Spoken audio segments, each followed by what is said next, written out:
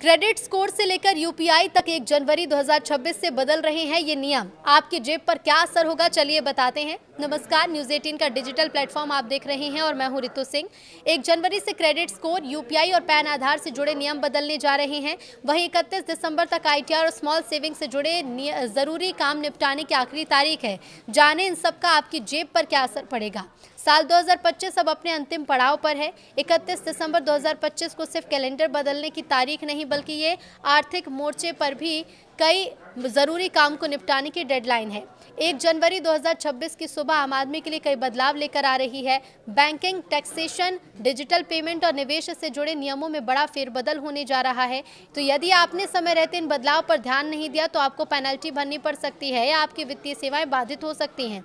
यहाँ हम आपको उन सभी बदलाव के बारे में विस्तार से बताएंगे और 31 दिसंबर की रात और 1 जनवरी की सुबह से जो प्रभावित होंगे। तो क्रेडिट स्कोर के नियमों में बड़ा बदलाव होने जा रहा है। कर्ज लेने वालों के लिए नए साल से सबसे बड़ा बदलाव क्रेडिट स्कोर की रिपोर्टिंग में होने जा रहा है। अब तक क्रेडिट ब्यूरो आमतौर पर मासिक आधार पर डेटा अपडेट करते थे और 1 जनवरी 2026 से क्रेडिट स्कोर साप्ताहिक आधार पर अपडेट किया जाएगा।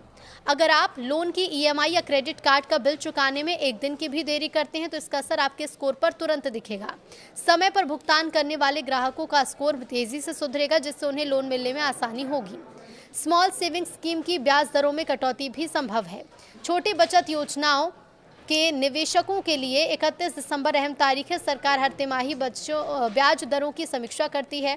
भारतीय रिजर्व बैंक ने हाल ही में 5 दिसंबर को रेपो रेट में 0.25% की कटौती कर इसे 5.25% कर दिया है। रेपो रेट घटने के बाद बॉन्ड यील्ड में गिरावट आई है। ऐसे में पूरी संभावना है कि 1 जनवरी से शुरू होने वाली तिमाही के लिए सरकार स्मॉल सेविंग स्कीम की ब्याज दरों में कटौती का ऐलान कर सकती है। यदि आप निवेश की योजना बना रहे तो मौजूदा दरों को लॉक करने के लिए 31 दिसंबर से पहले फैसला लेना समझदारी हो सकती थी, लेकिन अब वो तारीख भी निकल चुकी है। आईटीआर फाइलिंग 31 दिसंबर को आखिरी मौका है। तो वित्त वर्ष 2024-25 के लिए इनकम टैक्स रिटर्न भरने की आखिरी तारीख 31 जुलाई थी। जो करदाता चूक गए थे उनके लिए विलंबित रिटर्न यानी कि बिलेटेड रिटर्न भरने की आखिरी तारीख 31 दिसंबर है।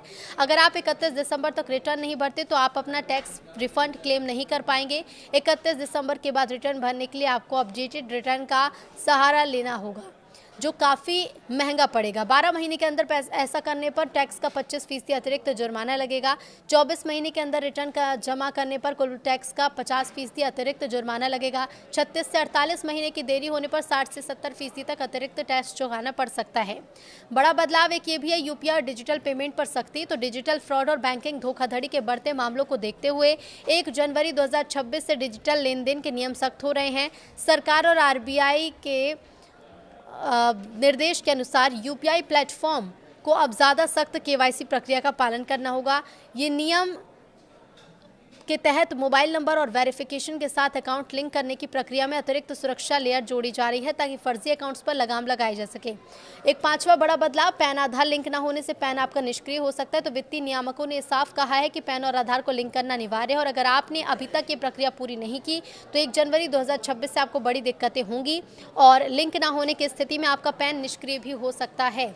साथ ही एलपीजी और ईंधन की कीमतों में बदलाव संभव है। तो तेल विपणन कंपनियां हर महीने की पहली तारीख को ईंधन की कीमतों का बदलाव करती हैं। ध्यान रखा जाए कि जनवरी 2026 को एलपीजी, सीएनजी और एविएशन टर्बाइन फ्यूल के नए दाम जारी किए जाएंगे। अंतर्राष्ट्रीय बाजार में कच्चे तेल की कीमत के आधार पर इसमें बदलाव संभव है, जिसका सीधा असर रसोई के बजट और ट्रैवल पर पड़ेगा। 7वां बदलाव के नए इनकम टैक्स में कानून की आहट, नए साल में टैक्स व्यवस्था में एक और ऐतिहासिक बदलाव की तैयारी है। केंद्र सरकार की घोषणा के मुताबिक पुराना इनकम टैक्स एक्ट 1961 जल्द ही इतिहास बन जाएगा। 1 अप्रैल 2026 से देश में नया इनकम टैक्स कानून लागू होने जा रहा है, जिसका उद्देश्य टैक्स प्रक्रिया को सफल बनाना और मुकदमेबाजी को कम करना है। अगले दिन 30 और 31 दिसंबर वित्तीय नियोजन के लिहाज से बेहद महत्वपूर्ण ये दोनों दिन माने गए हैं। सलाह दी जाती है कि आईटीआर फाइलिंग और निवेश जैसे ज़रूरी काम 31 दिसंबर तक निपटा लें, यानी कि आज निपटा लें, ताकि नए साल में किसी भी तरह का जुर्माना न लगे और सख्त नियमों के असर से बचा जा सके।